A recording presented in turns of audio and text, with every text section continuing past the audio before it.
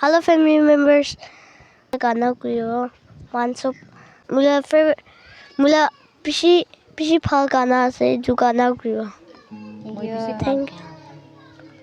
Tai itu karena bisi kusi pai kuise. Tai TV deh family members. Giêsu nang i chào mừng. Vui chào lắc chính nàng tháng tên nhạc buông áo trời tao mong mày thấy nàng kỳ nhưng hoa nàng thăng thế tao hoa bay thế kỳ Calvary tang pen vì mẹ nàng ở tàu cháu tâm phật tao ở tiếng lạc tâm nè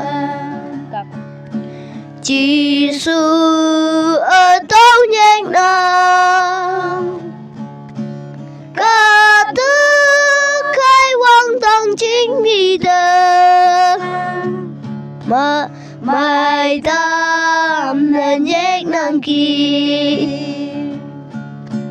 nhưng hoa nàng tăng thế ta hoa bay thế kỳ Calvary tăng bên vì mẹ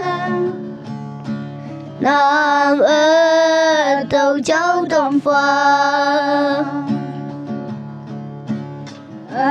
tiếng là cây dù mà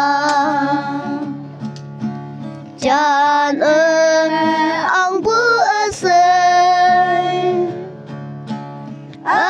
tiếng là ngày tâm lắm trình nên ngày si ba pha na yêu hoa nàng tăng thế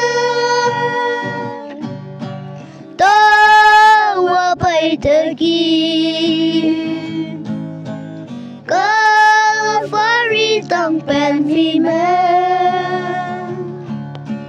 nàng ở tàu cháu tâm phật ở sai y dùng tàu y ya y bu dùng tàu dùng quang Christa hình ở dùng tàu y thơ man vong ngộ nào nhưng hoa nàng đang thế ta hoa bay thế kia Calvary tăng bên vì mẹ nàng ở tàu cháu tâm phật